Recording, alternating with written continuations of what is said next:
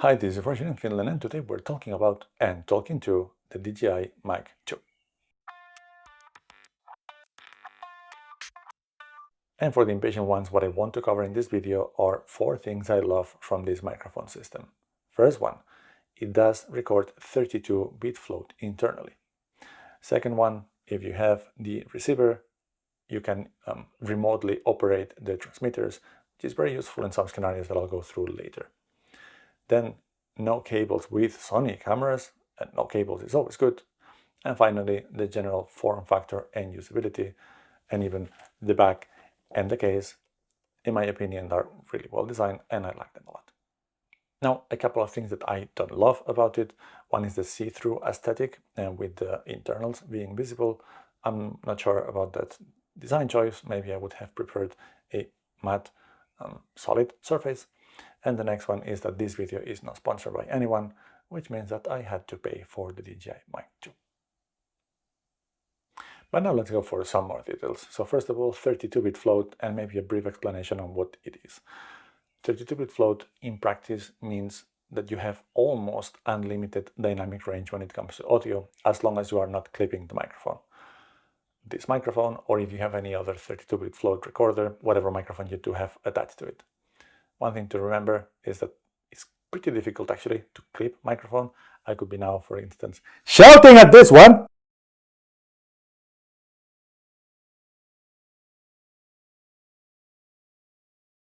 Shouting at this one, and you probably heard it just fine, and it's right here, and it didn't clip, and I could bring it down in post.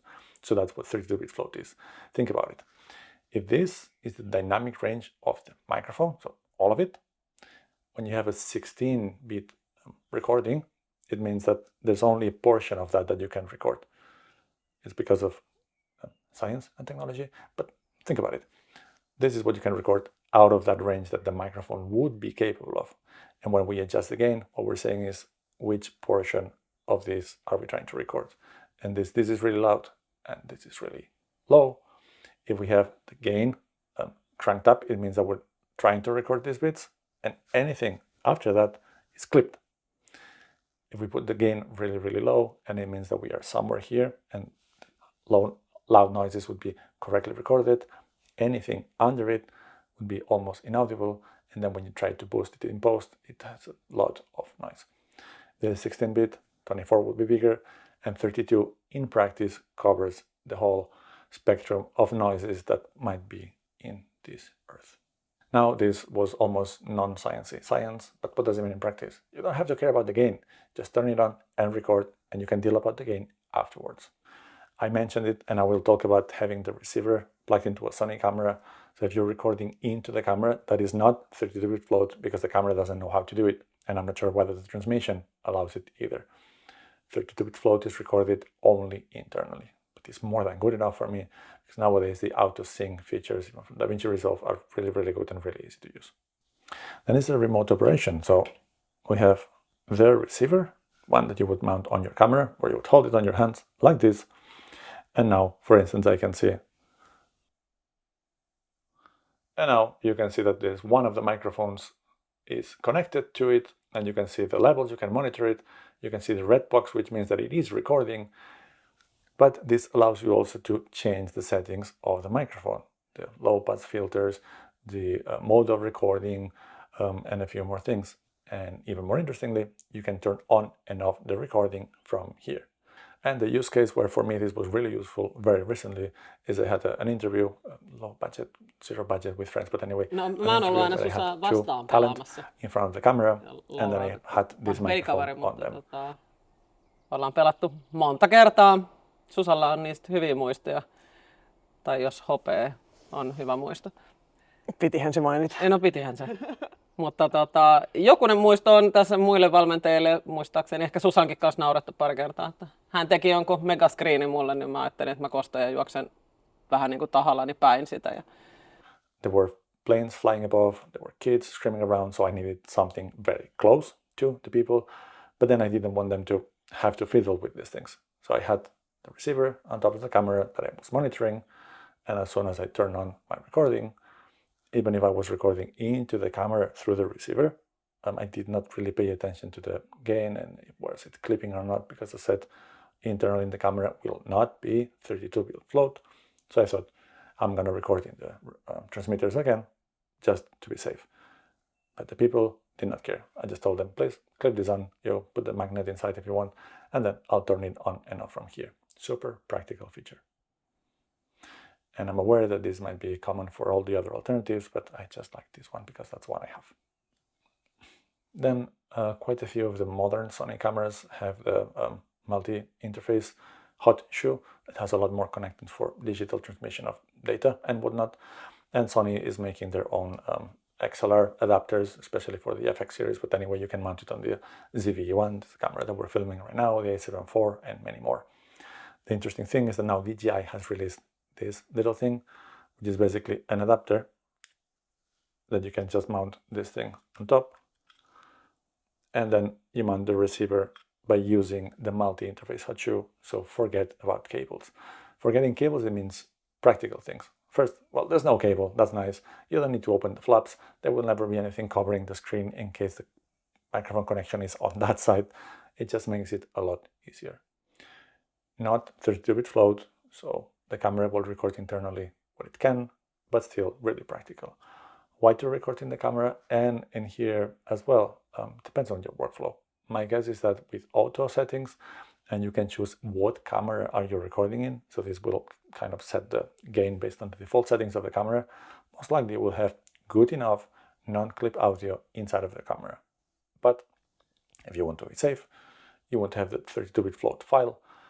Maybe you need to edit more in post because there's airplanes above you or children screaming around. Then you might want the 32-bit file. So you have this one, you have it in the camera, really practical, cable-less, painless. And finally, and I know that this is personal, the form factor and general usability. First, the case itself, which fits the two transmitters and the receiver. You can also keep here the adapters for the lightning bolt and the USB-C for Android and iOS. I don't have them here. As soon as I open all of these, I put the Android and iOS adapters and the cable in a Ziploc bag, and I kept it in the original box in case I ever need to sell this thing. So I don't keep them here, but they fit. You have space for the two transmitters and the receiver, and then the box has one USB connection, and the box will charge everything that is inside, and it also acts as a linking device. So as soon as I put the receiver, the two transmitters, close and open the box, the three things are automatically linked. It's a little bit more solid and bigger than the original DJI Mic. I feel that it's better built in general. I don't mind the size, to be honest. And one complaint that I kind of agree is that you cannot fit inside the furry bits. By the way, the furry bits are much better designed than any possible alternative. So they just have a plastic 3.5mm jack that plugs on top of the transmitter. So that's super easy to put, but they do not fit in this box. However, and in my case, by the way, I purchased things separately. I had one transmitter from the DJI Pocket 3. Then I bought the pack with this receiver and another transmitter, and then I got the case separately. Still, they send you with any of these things something to carry it. There's a small pouch that you can fit the transmitter, the two receivers, and furry bits in case you don't have the case. But when you buy the case, it comes also with this pack. And in this pack, I can fit the case itself very nicely, the two furry bits, and then the Sony adapter, and everything fits here. And this is soft, so it can be a bit squeezed. And this is what goes into my camera bag. Excellent solution. And when it comes to usability, there's plenty of tutorials. I may make some specific tutorial on how to use this, but this thing has this scrolly wheel button, which is very easy to use, and the touchscreen is really responsive and easy to use.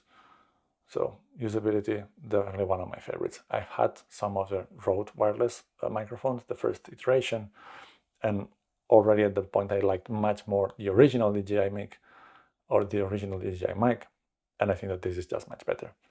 I actually released a video some time ago saying that please, and it was a request to Zoom because Zoom was crunching out a lot of 32-bit float recorders. Can you release something like this? A small, portable microphone. It can be easily clipped, and it's a 32-bit float recorder. DJI did it. They released it first together with the Osmo Pocket 3, and after a while they released the whole pack with the receiver, the box, and after a little while the Sony adapter. I got them all at once, so definitely happy with it. Is there anything I would improve with the system? Yeah, one is a cosmetic. Now you can see it here. This is kind of shiny, so it might be reflecting. The see-through, it's kind of cool to see the electronic internals, but I wouldn't need it. And the DJI logo is really visible, and it's screaming, hey, I'm DJI and I'm here. It would be nice if this would be maybe a more black matte without the logo on top of it, or they can have the logo stenciled but without the white color. That's one. The other, and that's something that I believe that the newest wireless Pro from Rode does it, is that the case and its USB-C is only for charging. So if you want to copy and transfer the data from the transmitters to your computer, you need to plug each one of them via a USB cable. It would be nice that you put the transmitters inside of the carrying case, you plug the case via USB to your computer, and then you would have access to both. That would be, I would say, a nice addition, but not a massive deal breaker. I still like the system very much. Would I recommend it? Yes, definitely yes. Excellent for vlogging because you can turn on the 32-bit float. This thing can connect to the DJI Action 4 and the Pocket 3 via Bluetooth, so no receiver dangling from your action camera. That's another really nice option. Again, even if they would not sync, I would still just turn this on, record internally, have my action camera in front, and then sync that in post because it would be definitely easy and good enough. So excellent solution for vlogging, excellent solution for this setup. I really don't have that much time anymore to make videos. So what I need to do is set up the light, put on the camera, settings are there. I don't want to care about setting up a boom microphone and thinking about the gain. Will I clip? Will I not?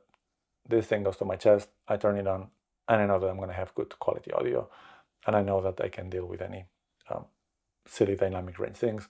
If I clap or if I scream, I don't scream usually, but now I'm whispering, so I might bring this up. But anyway, it works.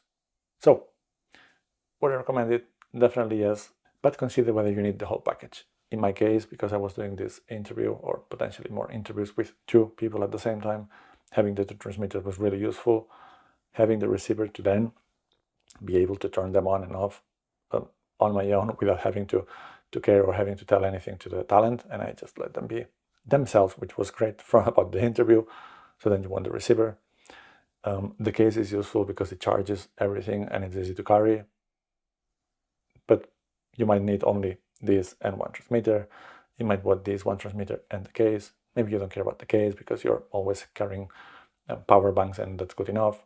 It's a little bit depending on your use case.